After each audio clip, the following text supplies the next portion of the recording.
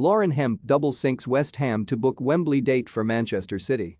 Manchester City tactically flexed their muscles against West Ham in the first of the FA Cup semi-finals, comfortable 4-1 winners on a cloudless afternoon in East London. Gareth Taylor's side are now on the path to securing their second piece of silverware this season after their Continental Cup triumph against Chelsea in March, who they may face again should the Blues emerge victorious in the second semi-final against Arsenal on Sunday. West Ham took a leaf from the book of the reigning champions, starting the game with an aggressive high press. Clearly, they had taken some learnings from the 2-0 defeat suffered at the hands of City in the WSL a fortnight ago.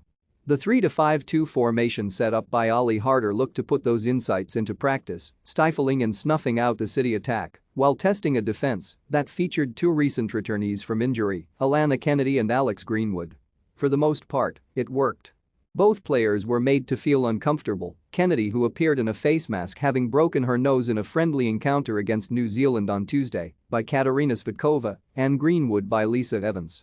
The latter had been nursing a bad knee, and it showed when she gave away possession and almost allowed Dani Brynjarsdottir to open the scoring in the 12th minute. Still, City did not panic and instead waited for West Ham's collective press to stutter. That's exactly what happened in the 22nd minute via an almighty strike at goal from Cara Walsh that traveled the underside of the crossbar. Before Mackenzie Arnold could figure out where the ball was, Ellen White had acted first to snap up another poacher's finish.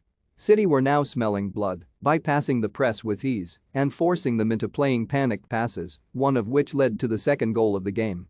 This time, it was captain Jill Flaherty who found Chloe Kelly with a peach of a ball across the box, and the attacker did not fail to convert. Fortunately, there would be some reprieve for the hosts on the verge of halftime, and they snatched back a goal through Evans in the 42nd minute. Proof that though this City team were littered with star names, these were names that had been playing international football this past week, some for 90 minutes and longer. Taylor seemed to have that in mind on the other side of halftime when he brought on Hayley Raso for Kelly, livening up the attack in the hopes that West Ham's continued attempts to adopt and maintain a high press would tire again, and with that would come more goals, again. The promise was fulfilled in the 66th minute via Lauren Hemp, who scored her 50th club goal and City's third of the game. Stealing possession from Lucy Parker, the City winger weaved her way into the West Ham box and then fired a low shot past Arnold into the bottom right-hand corner. The West Ham keeper had faced 3 shots at her goal in the game and had picked the ball out of her net each time. The introduction of Georgia Stanway, who had scored 6 times and assisted twice in 8 appearances against the hosts, must not have been a welcoming sight. Khadija Bunny Shaw joined Stanway on the pitch, while West Ham looked to bolster their defense by bringing on Emma Snurl.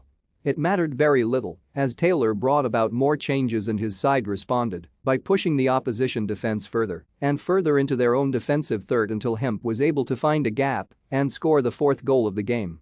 At the final whistle, though West Ham approached the game with the appropriate zim and verve, they were outthought and unable to keep up with White and Kelly as they led their team to a 17th win in 19 games across all competitions. The focus now turns on Arsenal and Chelsea to see who City will be playing in this season's FA Cup final at Wembley Stadium in May.